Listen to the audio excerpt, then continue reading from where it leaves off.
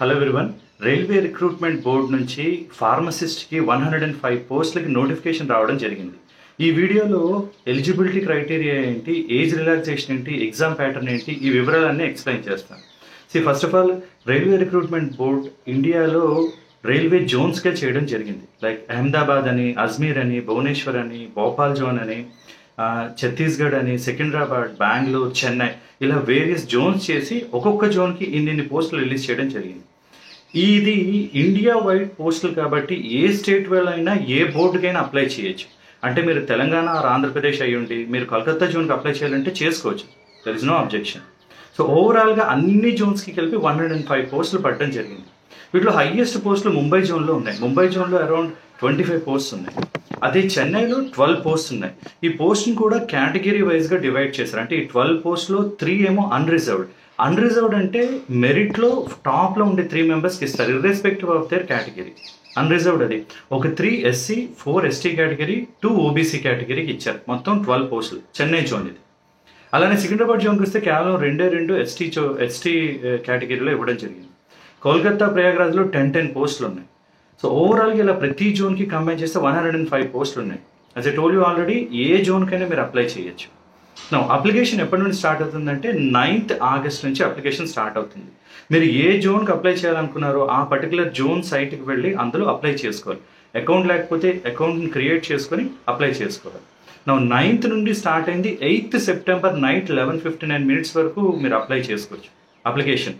So 9th August నుంచి 8th September వరకు ఉంది. ఫీజ్ పేమెంట్ అప్లికేషన్ అప్లై చేసి సబ్మిట్ చేసి అప్పుడే ఫీజ్ పేయచ్చు, లేదా ఫీజ్ పేమెంట్ 10th సెప్టెంబర్ కూడా చేయొచ్చు. 10th September is the last date fees payment చేయడానికి.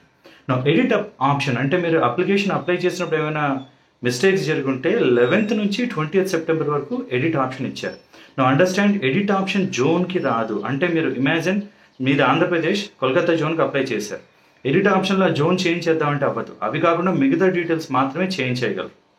అప్లికేషన్ ఫీజు ఏంటి అంటే జనరల్ అంటే అన్రిజర్వ్డ్ జనరల్ కేటగిరీ అండ్ ఓబీసీకి 500 rupees, women, SC, ST, person with disabilities వీళ్ళందరికీ 250 rupees fee.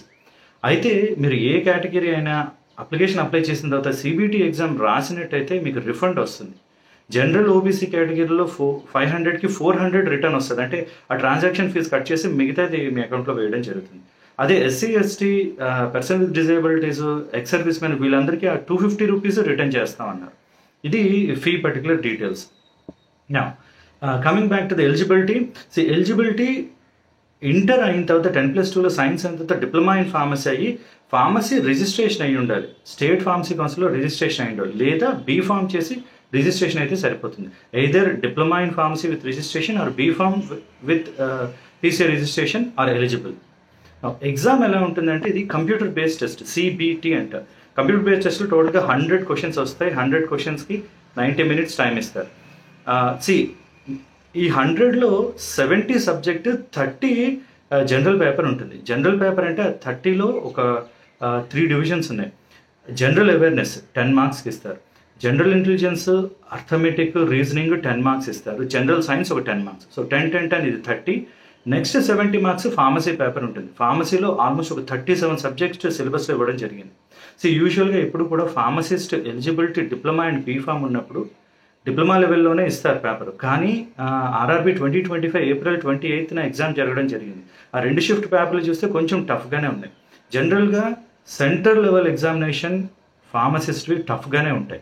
State level ఫార్మసిస్ట్వి diploma level కొంతవరకు ఈజీగా ఉంటాయి, కానీ సెంట్రల్ లెవెల్ ఎప్పుడు పేపర్ డెప్త్ అది టఫ్గా ఉంటుంది.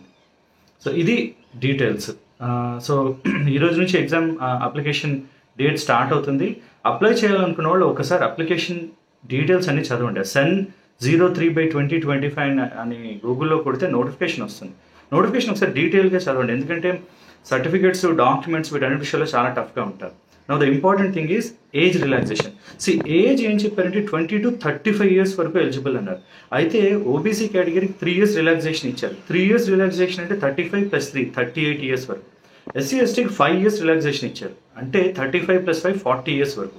మీకు ఏజ్ కన్ఫ్యూజన్ రాకుండా ఉండాలని చాలా డీటెయిల్గా ఏజ్ మెన్షన్ చేశారు. చూడండి, అన్రిజర్వ్డ్ కేటగిరీ వాళ్ళు ఫార్మసిస్ట్ పోస్ట్కి అప్లై చేస్తే డేట్ ఏంటి అంటే 2/1/1991 తర్వాత బోర్న్ అయిన వాళ్ళందరూ ఎలిజిబుల్.